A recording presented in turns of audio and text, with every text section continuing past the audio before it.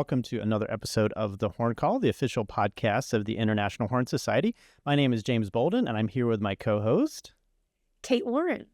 Hey, Kate. It's so good to have you.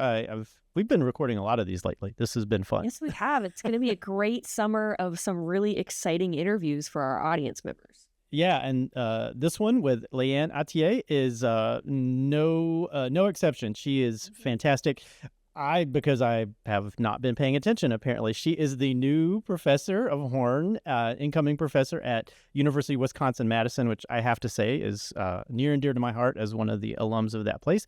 So, and that's not all we talked about. We talked about her career in Seraph Brass, a very well-known brass quintet, all of the exciting things she's been doing. Lots of great advice. I thought, not just for students, but like young and old, great advice on being yourself and not being a perfectionist. I thought, that's going to be good stuff for horn players. Mm-hmm. She talks about time management and audition processes, whether that be for orchestras or brass quintets. It was just a really engaging and exciting interview. That's right. So we hope you enjoy our conversation with Layan Atieh.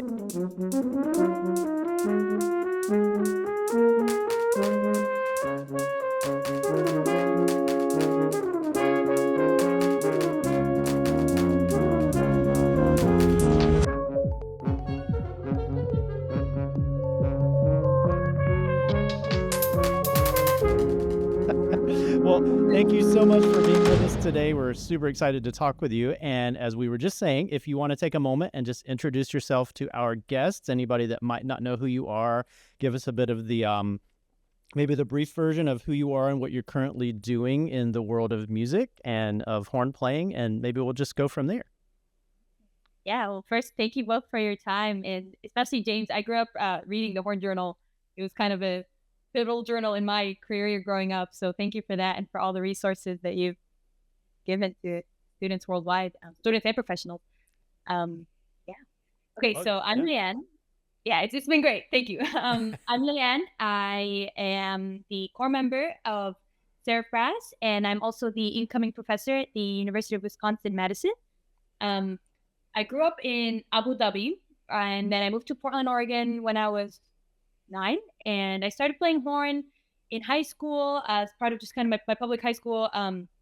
We sort of all had to do an art of some sort, so we had to do either band, choir, or visual art, and I was very kind of set on academics, so I didn't really, without thought, signed up for band, and I loved it and loved my band director, loved all my friends there, and I just stuck with it for the 4 years. And when I was applying to college, I applied always as a double major because I was, again, very set on academics. So I ended up going to Peabody and studying with Bob Rearden and Abel Pereira, and I also did a double major. I did a political science double major there, and afterwards I moved to Cleveland. I did my master's in Cleveland, and during that time is when I auditioned for Seraph, and I got the job actually 1 week after graduating with my master's. So I was very lucky, very good timing. And at the same time, I also joined the Civic Orchestra of Chicago, and I did that for 2 years, and now I'm excited for one more move to Madison from Chicago. Very close. I just keep moving to colder and colder cities. Yeah, you can't go much further north and still be in the United States. That's what I think. Yeah, and during that time, I've always freelanced a lot. I love freelancing. I played a lot in the Cleveland Orchestra. In Chicago, I played a little in the Chicago Symphony, and mostly I play and tour with the brass quintet. That's the majority of my playing career. Oh, that's awesome. Well, I am very much late to the game on the news there. So congrats on the UW-Madison. Thank you so much. Yeah, that's one of my alma maters. So yeah, oh, wow. lots of good memories of that place. Oh, good. Thank you. Yeah, really excited. Excellent. So at what point did you decide that that music was going to be the path? Because you said you had the double major and we're always kind of balancing academics and music. Was there sort of a defining moment or a series of moments that kind of were like, this is the way I want to go? Absolutely. I've always loved it. So there wasn't like a moment where I hated it and then switched to loving it. Like, it's always been, playing horn has always been a source of love and joy for me. Maybe the most pivotal was playing the Cleveland Orchestra. My first show with the Cleveland Orchestra was right after I graduated undergrad, and that was kind of like it was my first major paycheck from horn, and I really didn't it didn't really click in my mind that you could really make a living out of horn until I got the paycheck, and I was like, maybe this is okay. And so really, it was kind of late in the game. So during my master's was sort of the first period of my life where I really was only doing horn for money. And when I was an undergrad, I kind of did internships and other side jobs unrelated to horn. And so I've always kind of balanced the two until my master's, when I was like freelancing enough that horn was the only source of income. And that was kind of the realization for me that I could do it, was when I was able to streamline my sources of income to just horn as opposed to mixing and matching, which is great. And I'm all for that. But for me, that was the moment that I was pretty set on the horn career. But I was taking auditions during undergrad and my master's too. So I was never just kind of waiting. I was always kind of looking for work in horn. I just didn't fully realize it was possible until I was doing it. Right. And so you mentioned studying with Bob Rearden at Peabody and Nathaniel Silberschlag at Cleveland. So Right. were there other important horn player or musical mentors otherwise as you were coming up? People you sort of were like, oh, if I could do what that person's doing, or someone who was particularly influential on you?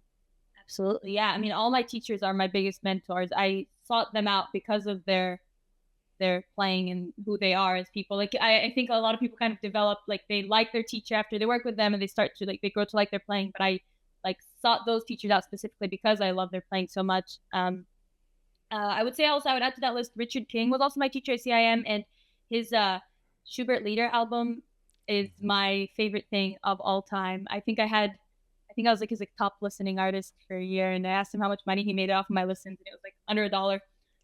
But he's a huge inspiration, a playing inspiration for me. He's one of my favorite musicians and mentors of all time.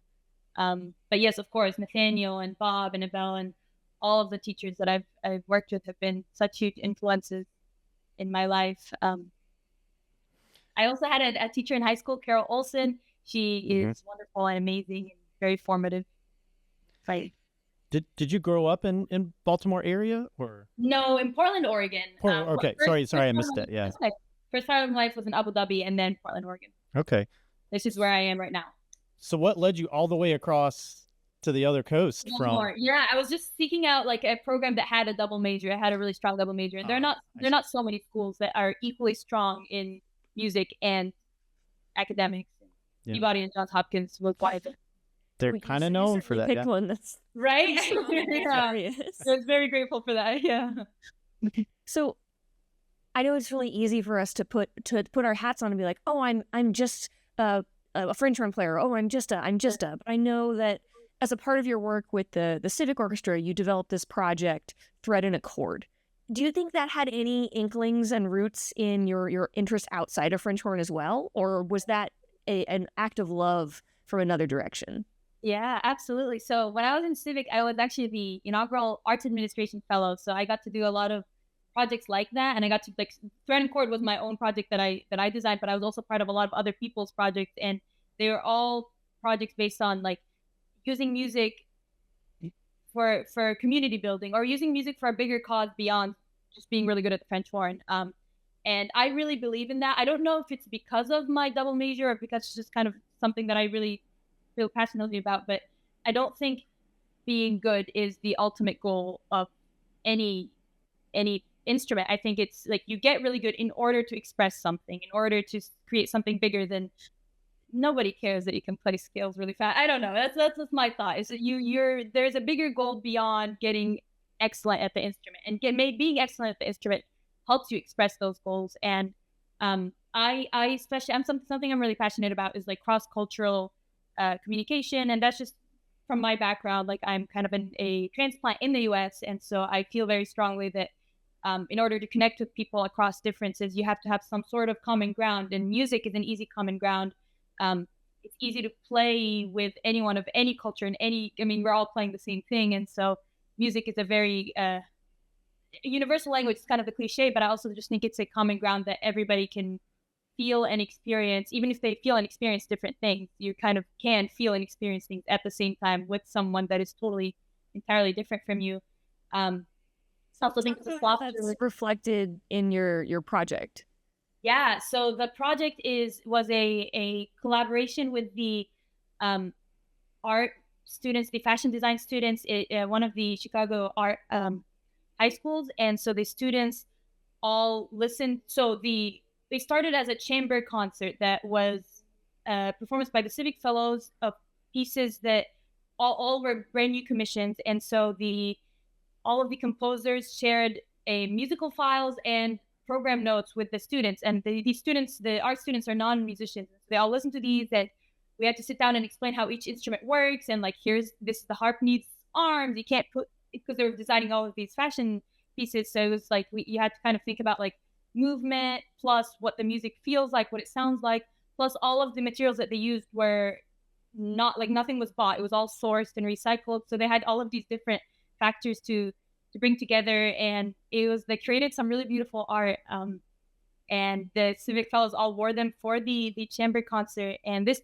project was kind of inspired by my own experience of how people perceive me. I mean, my clothes kind of speak before my horn playing, for sure. Like when I walk on stage, people immediately have some sort of impression about my hijab, and so this is an experience that I feel on the daily. And it used to be a stressor for a while, but now I've started to think about it as just like one more element of art. And you know, thinking about like the way you walk on stage is part of the performance, and what people feel and perceive as you walk on stage, as they see you even before you play, is part of their experiencing your art that you're creating. And so why not be intentional about it and make it respond to the music or influence the music? It's just kind of one more layer of art and communication with the audience.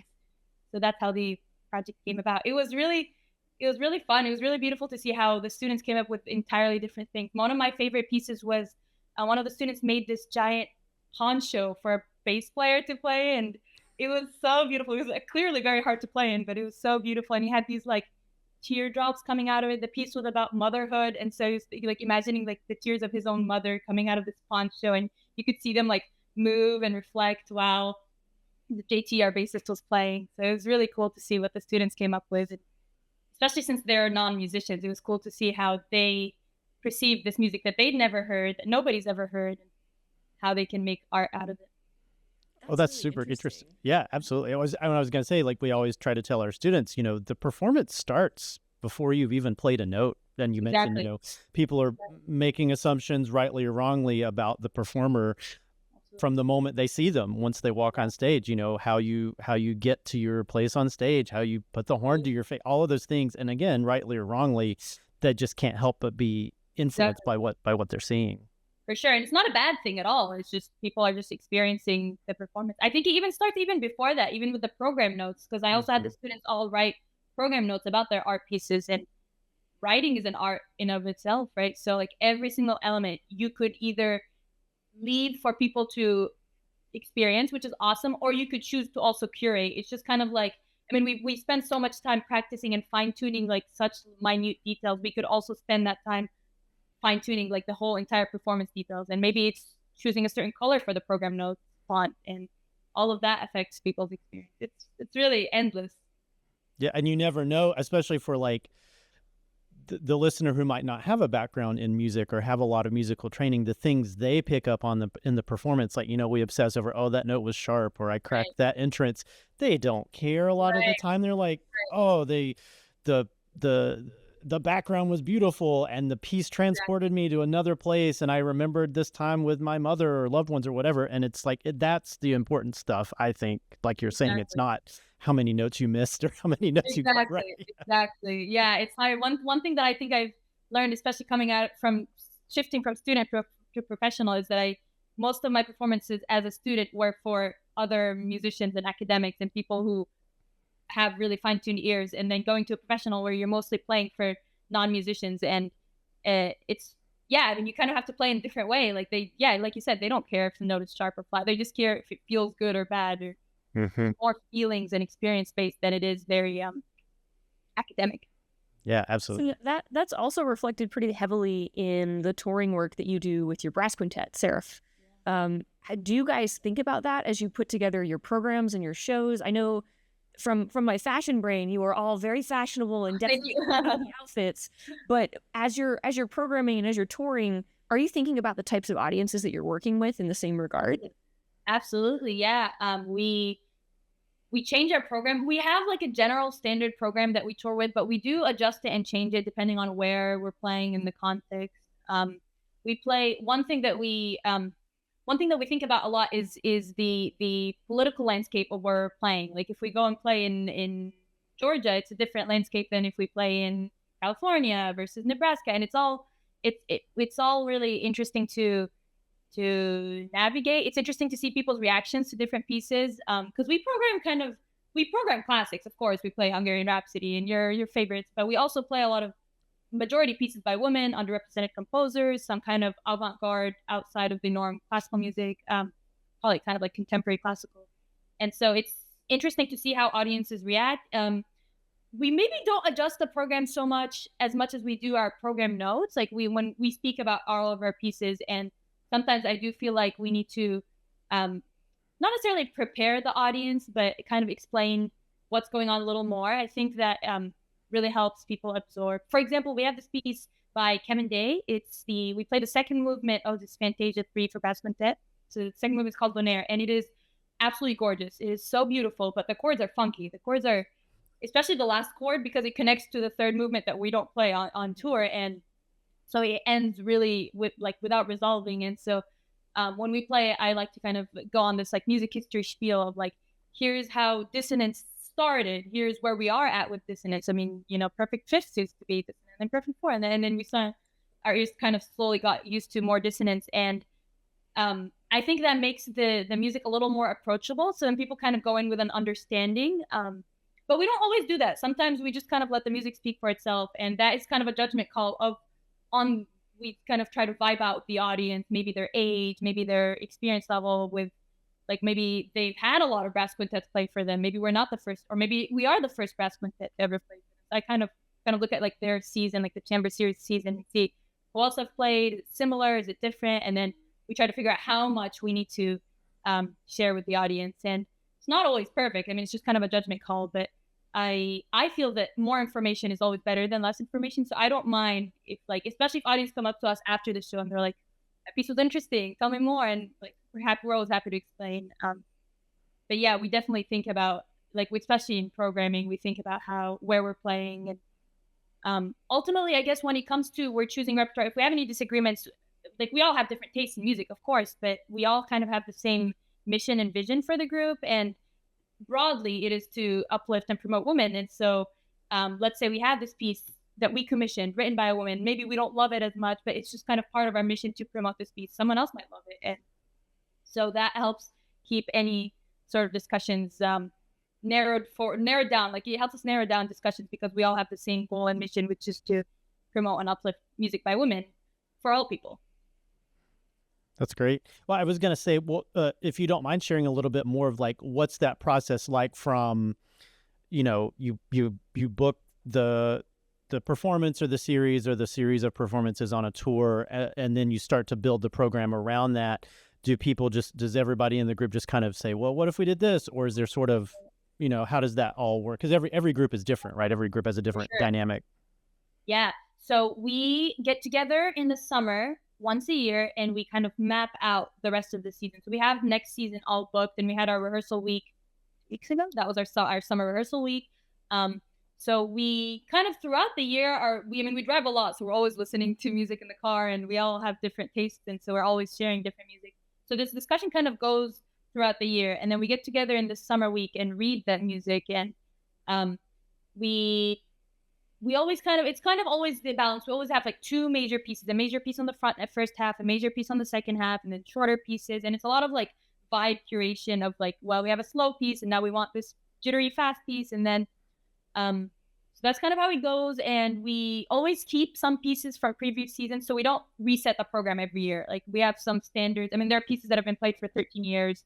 So it's like when we pick out new pieces, they replace some, but we keep some. We switch the order around, and we always try to tour at least with one or two new commissions for the year. So that also those new commissions sort of determine the rest that's around them, because we don't always know, like until we get the piece, we don't know what it's going to sound like or how long it is or what the vibe is, and so then that changes the pieces that we put around it.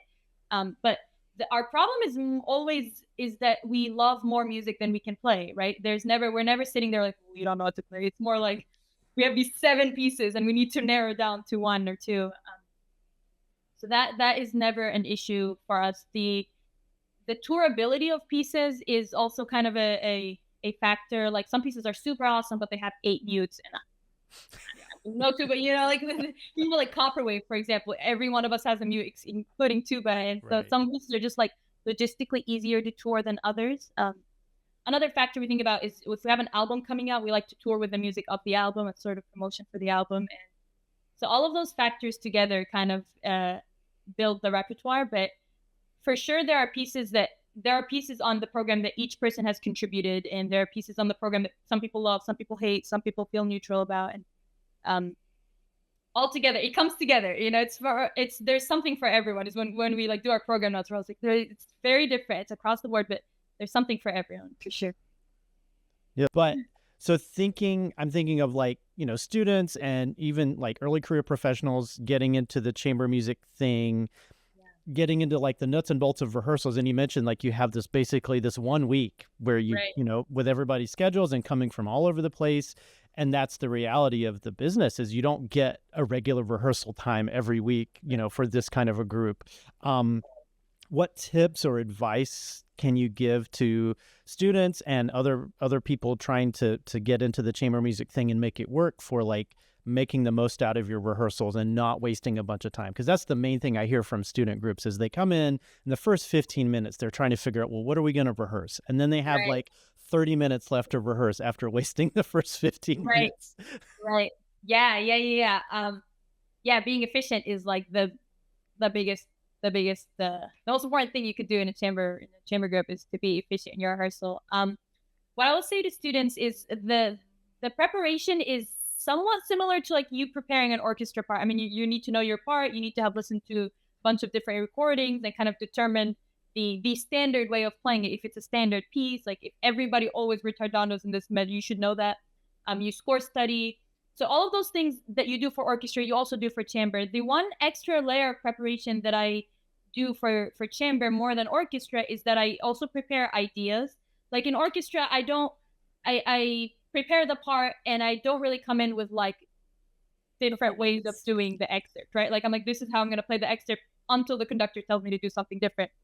Versus with chamber, I'll come in like being ready to play at a wide variety of tempos with a wide variety of ideas. Like even the same phrase, I could be like, we're going to try a ritardando, we're going to try an accelerando. And so having these ideas prepared ahead of time, I think is really helpful for chamber and efficiency. And especially if everybody has ideas, then you're never kind of like looking at each other. How should we fix this? And one thing that I also think it's important to prepare is anticipating problems. Again, we don't really need to do this as much in orchestra, but like I'll be rehearsing a part and I look at other people's parts and the trumpets are in the screamer high range, but I have the melody in the low register. So just like knowing ahead of time that this could be a problem, this could be a balance issue, and being prepared and ready to like advocate for yourself is also really helpful, because everybody's very focused on learning their part, and so you should be ready to just anticipate the problems. We made this social media reel the other days that was like, like where people try to guess each other's inside jokes and phrases. And one of the jokes that we were doing was like, okay, Mary, if you had 3 minutes to rehearse this piece, which section would you go to? And we all kind of had the same spots of like, we're going to rehearse H, we're going to rehearse measure 119, we're going to rehearse. So we kind of all know just being prepared with the problem spots is super helpful and important and efficient. I think that is the biggest efficiency thing, is just preparation in all ways. You know your part, you know everyone's part, you know what musical ideas you want to bring, and you know what musical ideas you want to fix. One thing I would add also is like in Seraph, we kind of have all these different roles that sort of developed over time. Like we didn't come in naturally with these, but like we sort of have like a tempo cop and a intonation cop and a phrasing cop. And so like it's never all on one person to rehearse everything. We just like, for us, like Lauren, if there's a tempo issue, Lauren is going to conduct with her trombone. It's very big slide, very big baton. So having these different roles and trusting people to take ownership of their roles is super helpful in the rehearsal process. That's really smart. Yeah, I was going to say, like, another thing that I have noticed that sometimes trips up not just student groups, but even professional groups. There are famous stories about groups that won't be named, but about disagreements in the group, and that like Sure. almost breaks up the group just because they couldn't be in this, they could not literally be in the same room together. So, Absolutely. Yeah. I think chamber etiquette is huge. One thing that my teachers taught me was like never blaming people. And so like one thing, like let's say there's an intonation issue, you could like rather than be like, you're sharp, it was just like, you sound higher than this person, you sound lower, or you're faster than this person. So it's not that one person is rushing, one person is dragging. It's just that there's a mismatch, and like to be able to identify it without calling either person out, even if the issue is obvious. Like it's just you're saying the same thing, you're just saying it in a way that doesn't put people on the defensive. Then there are all these different and they're helpful in orchestra too. But yeah, being able to express issues without making people feel any sort of defensiveness is really important in chamber. I mean, people's identities are so connected to their playing. So if you like criticize someone's playing, especially when you're colleagues and it's not like a power dynamic difference, then I can see why it would cause problems in chamber groups for sure. yeah, the power of we language is very helpful too. Yeah. Right. We are rushing. Yeah, or we're not together there. Simply, Exactly. Yeah. Yeah, no, I wholeheartedly agree. What if you don't mind sharing a little bit about, because I know, the process for orchestral auditions is pretty much standardized in, the US, and it's slightly different in Europe and Asia and that sort of thing. But for a group like Seraph or Canadian or, Boston Brass or something like that, it can vary really widely. So do you want to share a little bit about what that process was like for you from, finding out that there was an opening to now you're in the group? Yeah, absolutely. Yeah, it's such a wide variance across groups, but also within the group. Like each member of Seraph had an entirely different process. For me, I hadn't met anybody in Seraph before my audition. The first kind of round was you sent tapes. You had to send a contemporary and a classic solo piece, and then you had an interview with the entire group. And some people were flown in to like play in a rehearsal with the group, so like people would like play some pieces and then rotate out and then play some pieces, and so that was like, I don't know exactly what round number that was, but that was part of the audition.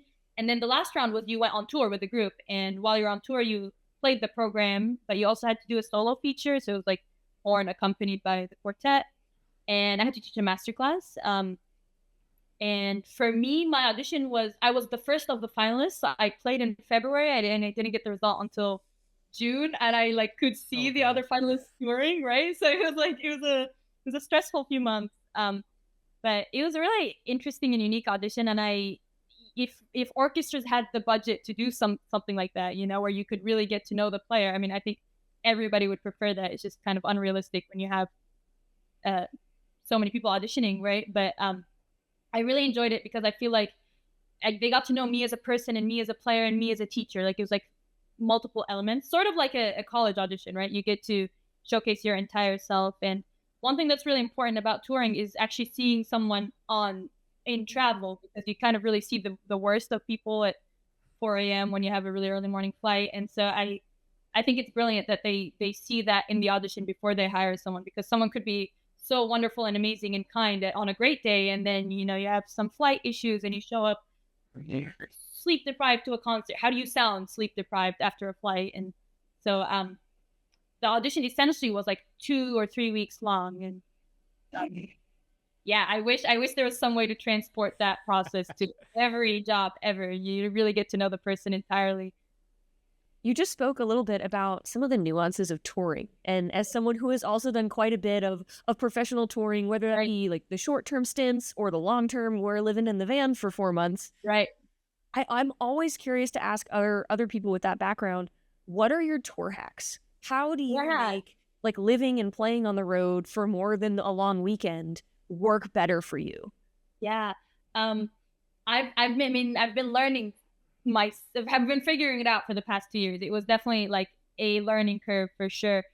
In terms of playing, one thing that's been really helpful is that I have a very set warm-up routine, and I do it on tour no matter what. Like I can shorten it if we need to, but having a consistent warm-up routine feels kind of like a home button for me, like a reset button. And it kind of overrides any sort of like playing chop issues. I don't care how I physically feel. I'm going to do the routine, and I will feel marginally better, at least after the routine. And so that for me helps a lot with with the mental stress of like, oh, I'm dehydrated because I traveled or anything. It's just, well, I'm going to do I do Caruso. So I'm going to do my Caruso routine and it's going to be better after the Caruso routine. I don't know how much better, but it'll feel better for that day. So having some sort of like home reset routine, I think has been super helpful. I've also started like buzzing a lot more than I used to. I have like a device called an up sound. And so kind of like mimics the pressure of the horn. And that's been really helpful, especially when we have long travel days and I don't want to take like the full day off of horn, but I'm not going to pull out the horn in the airport. So I had like relying on having some sort of buzzing routine has been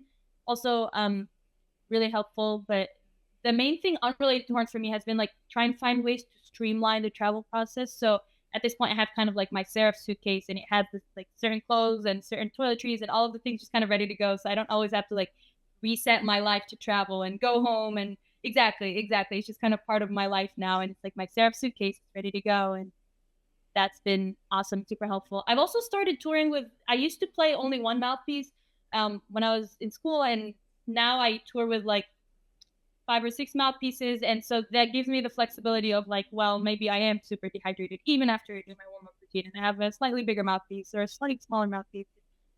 That's been also super, super helpful. Now you sound like a trumpet player. I know, that's what you say. Yeah. No, but that's super interesting. Could you talk a little bit more about that? I don't know that I've heard a horn player mention that before. Yeah, I only know a handful. And all of them I've been like, well, that's interesting. Right. Yeah. This is a new part of my personality now, like the mouthpiece switching. But I sometimes switch even in the middle of the show. Like I have mouthpieces on my stand and I'll switch. Our repertoire kind of, at least this last season, like it's just kind of like really high and loud playing, followed by really soft and gentle. And so like having to I guess in an orchestra world, you don't really have, most pieces don't have that wide variance. I mean, they're definitely like, I think about like Alpine where you play really loud and then at the end you're delicate and soft. But most orchestra pieces, you maybe have an assistant or maybe you have colleagues that are playing the low horn parts and you're playing the high horn parts, or vice versa. But when in the brass quintet, I kind of cover the whole range and the whole dynamic range. So I think of it as if I'm a different player when I switch mouthpieces. I'm like, okay, now it's low horn Layan, and now it's high horn, now it's screamer Layan, and that's been really, really helpful. But I also just like all of my mouthpieces are similar. It's just maybe sometimes I switch the rim out. Like I just feel like maybe my lips are a little puffy, and I just need a bigger rim to fit my mouthpiece, to fit my swollen lips.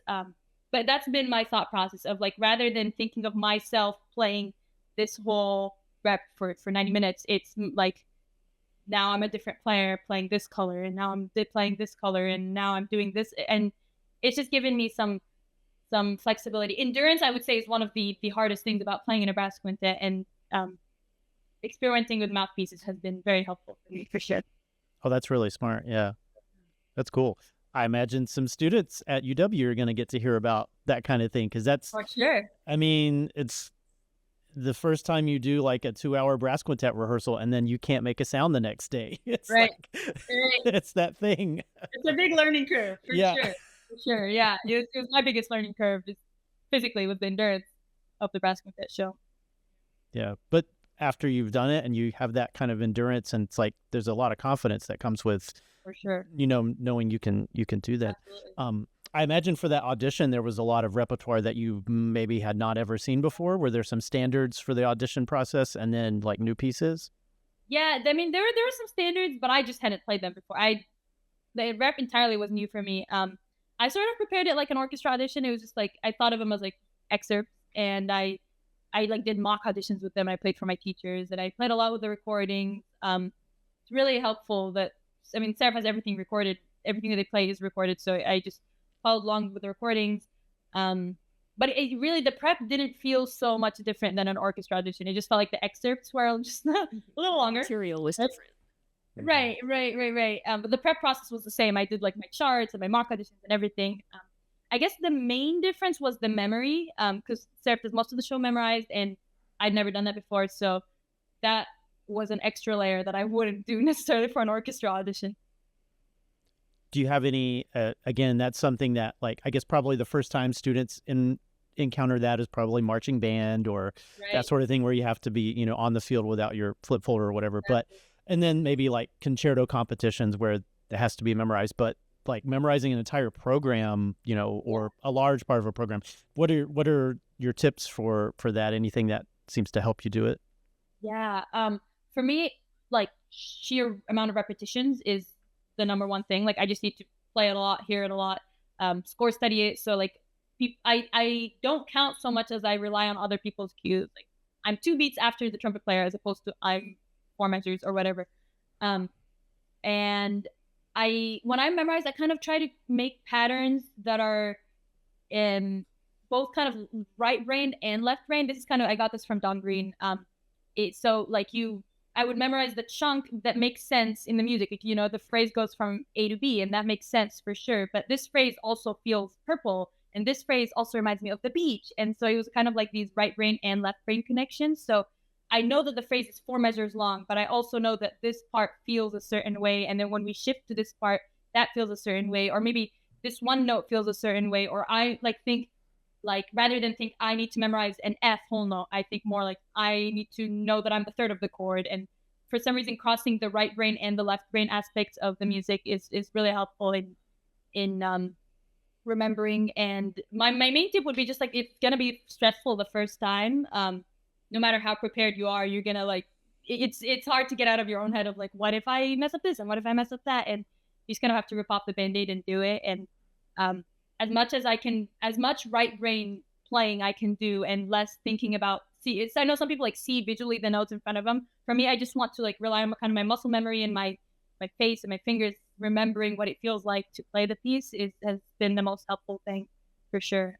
But we do tour with the same program a lot, so you memorize it. It just happens. Even if you don't go home and sit down to memorize the show, like you will memorize it by the amount of times that you just play it. So you'd mentioned, from your earliest days, you were balancing all these multiple commitments, and then you were double major in undergrad, and then, in your work now, and I'm sure what it's going to be like at UW-Madison, you're going to be wearing lots of different hats, so to speak. Sure. So, and that's something that music students, and not just music students, but all students probably, they struggle with, is how to keep all of these things going at a decent enough level to where they are, meeting the standard for whatever it is that you need to have it ready for. Do you have advice for, figuring out the right balance? Like, you obviously don't have time to practice 9 hours a day, and then you don't have time to study 9 hours a day. You have to figure out how to have, I guess, little pockets of time, I guess, or everybody's different. So what are some of your secrets that maybe students could learn from? Yeah, I think time management is like such a huge skill. It's so important to develop as young as possible. I think that like someone could look at my life and be like, that you're so much busier than I am or something, but it's not really true. Like everyone always has multiple things going on in their lives, whether they want it or not. Like, let's say maybe you are only an orchestral musician, you don't teach, but maybe you're balancing the time with taking care of kids or a partner or a parent or your hobbies. Like everybody always has multiple things going on in their lives. And it's just such an important skill to learn, even if you're not in a good chamber music job sort of situation. There are always things that are going to come up that get in the way of something else, and you have to figure out a way to balance and manage those. My main piece of advice would be like to set levels of priority, in the sense that, like, first of all, make sure you have like a clear vision of what you want your life to look like, and what is the overall grand priority of your life. I mean, it could be horn, it could be something else. It could be maybe your main goal in life is to just be happy, and that will determine what you do in a certain day. Or maybe your main goal is to be the world's best horn player, and that's awesome and cool. And so just having like this big overarching life goal priority is helpful for making your day-to-day decisions of like, should I do X or Z? My other piece of advice would be to be okay with not being great at everything all the time. I had to do this especially in undergrad. Like if I had a really important concert and an essay due at the same time, I kind of had to choose. One of them was not going to be an A+. And like being okay with that is I think a good skill to learn. Again, like the decision between which one is going to take the priority is determined by your overarching life goal. And in the moment, you just kind of have to accept, like, this is going to be a C-level essay. It's going to pass. It's going to be okay, but it's not going to be the world's greatest piece of art. And being okay with that, I think, is is really helpful and important. And I think you will I think that nothing needs to be like thrown out the window entirely in your priorities. It's just like, for this specific day, this is not going to take my entire energy because this needs to take my entire energy. And I'm okay with that because maybe I'm going to allocate tomorrow for this to take or maybe the next essay will be an A+. And I think that skill of being okay with imperfection in certain aspects of your life and being intentional about that choice, as opposed to just kind of letting it fall apart and happen, like being actively intentional about like, I'm just going to give 20% of my energy for this project, and this is the reason why I'm doing that, and being clear about that with yourself is really helpful. I also think I like to communicate, like if these decisions are going to affect people, I think it's really important to communicate them. And I think everybody would understand, like, especially when I was an undergrad, I would email professors all the time and be like, I'm gonna turn this in late. I'm sorry. Like, either I turned it in badly or I turned it in late, and you give them a reason, like, I have this concert, thank you so much for your time. And most people are understanding. Or, you know, if it's affecting, for me, like if it's affecting Seraph, let's say I have like multiple concerts, I mean, they will know, like if I have a Mahler 5 at the same time as a tour, they will know, like I have, this is what's going on in my life. And so communicating your needs and your capacity to people that are affected by that, it's super helpful, and everybody will understand. Yeah, and it doesn't benefit anyone to suffer in silence, to like not let people know you have all these other things going on. Yeah. Right, exactly. Yeah. I'm going to take a tiny little gear shift. Please, yeah, At that'd the be great. very beginning, Layan, you were complimenting our publications editor, James, on how great of a job he does with the journal. Yes. Thank you very much. In addition to reading our publication, the other ways that the International Horn Society has played a role in your life and your development as a French horn player. Yeah. Okay. First, the excerpt page is the greatest thing in existence. I can't thank you enough for that. It's amazing to see the excerpts cut out and see the other parts and see the recordings, and that is such a huge time saver and such a huge privilege that I think the younger generation, me included, like doesn't recognize how big of a deal and big of a time saver it is. I remember one of my teachers telling me that when he was preparing orchestra auditions, he would like, I don't even know how the cassette player works, but he would like rewind it with his pencil to like get where the excerpt is. And I just go on International Horn Society and listen to it. And I think like, I don't think that's a bad thing for this to be streamlined and easier, because it just opens, like, with the extra time that is saved, I can do XYZ. So it's not like, I think we should think of it that way. Like, every resource that IHS gives you, it's giving you time to do your own even more research and listen to even more recordings and even find the excerpts. Like, you just, anytime you can save, you can spend on something else. It's not that you save the time and then go to bed. Like, it's just such a huge helpful resource, especially for students who maybe don't have teachers. It's just an incredible resource to be able to just, listening alone is like the greatest teacher ever. And so even if you don't have any sort of music education background, if you just listen to the 3 recordings that IHS has listed of every excerpt, you are ahead of the game, right? Like, you know how this goes, how it sounds. And I just really appreciate the thoughtfulness behind especially the recordings and the clips that were chosen in every excerpt. It's just amazing. You know the guy that came up with that, Darren Robbins, UW grad. No way! Wow. Yeah. That was his dissertation. Yeah, that was his dissertation. Oh, it's the greatest resource. Shout out to Darren. I hope he hears this. Yeah. Thank you so much. Really, really, all these resources are so incredibly helpful for students.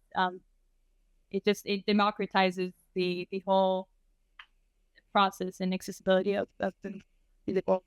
Well, and yeah, so you mentioned the IHS, and then I know Seraph has been involved with performances at like IWBC, and you and Kate have both been involved with Brass Institutes of America, and I think that just sort of, underscores kind of the importance of these organizations, that you're not just out there by yourself, just doing this thing all alone. There's support systems and organizations that exist to bring players together. Right.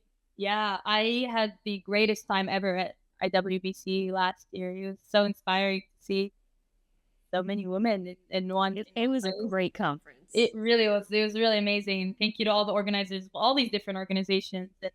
And a handful for sure to put it together. But it's really wonderful. I love going to conferences. It's my favorite Seraph performances were probably IWBC or like playing in the Midwest concert, or Chamber of Music America. All of these conferences it's just such an amazing place for people to come together. Again, it's kind of like about like the idea of like democratizing and the access to amazing teachers and amazing performances. And the amount of new music that I heard, especially at IWBC, was awesome. Like it's not always easy to like sit at home and be like, now I'm gonna actively find new music. But when it's just kind of coming at your ears, that's the greatest way to be exposed to new music. And yeah, I had the greatest time just walking around, and you'd hear some music like, I'm gonna listen to that for 5 minutes, and then you go and I'm gonna listen to this for 5 minutes. It's really awesome and amazing, and I'm so glad that students go to these conferences and festivals, and they should keep going forever. Best thing in the world is you go to one of those, you hear an awesome piece, and then you go to the exhibit booth and you can buy the music, and then right. that's the way it's supposed to work. I mean, it's Absolutely. you're everybody's benefiting from that circle of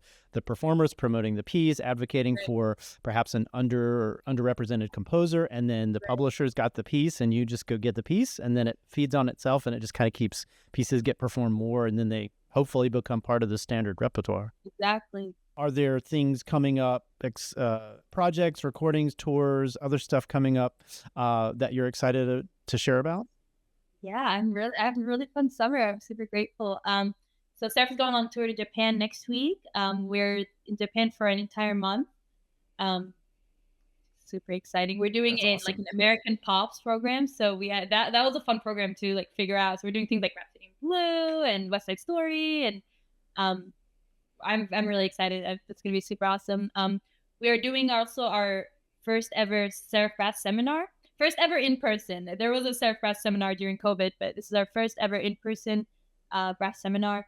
And we have around 30 students. We're going to do a bunch of chamber coachings, a bunch of brass quintet coaching, play-alongs, and that's going to be awesome. We started that from the scratch this year, so that was really fun and awesome to organize. We have a tour in Spain.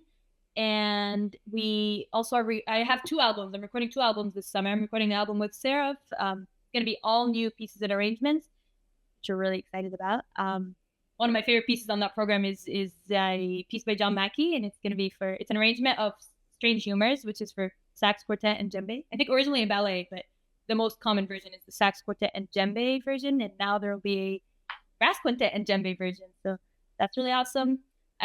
We have the Seraph album, and then I also have a trio for voice, horn, and piano. And actually, I performed a trio when I was at IWBC as a guest artist. The trio was there, and that's one of my favorite music combinations because I really love poetry, and I am so sad that I can't really express it by myself on horn. But that's when I employ my my vocalist friends, and so this album is entirely funded by Johns Hopkins, and it's celebration of Johns Hopkins' 150th birthday, and so they wanted a project that celebrates Johns Hopkins accomplishments. So our album is a collaboration. It's all Peabody alumni, so including the performers, of course, but all the commissions and the recording engineers and even the photographers for the album cover. And it's this huge kind of collaboration across all these different departments at Peabody, and we're recording that at Peabody. And so I'm really excited to have kind of 2 albums coming out.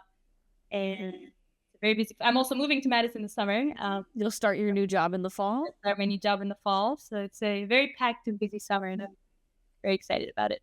That's awesome. So does the voice, horn, and piano trio, is there a name? I was just going to put that in the notes if people want to find out more about it. There is a name. It's a tentative name for now, but it's called the Lemon Stick Trio. Lemon Stick is a Baltimore dessert, which is very complicated. It's a lemon with a peppermint stick in it. I have never figured out how to eat it, but the 3 of us all went to Peabody together and enjoyed lemon sticks often. Okay, lemon stick. One word or 2? Trio. One word. Okay, lemon stick trio. Awesome. That's cool. Yeah, that voice, horn, and piano that's such a good combination. Beautiful. Yeah, it's such a beautiful combination, right? Yeah, and my vocalist is a mezzo soprano, so it's kind of in the same range as horn, and I just love the color combination of voice and horn. That's great. Well, Kate, have we left anything out? Did we cover everything? I think we've covered most of our bases. Yeah. Layan, is there anything else? Time. Yeah. This beautiful conversation with us, Layan. Thank you. Thank you both for your time and for all that you do for the horn community.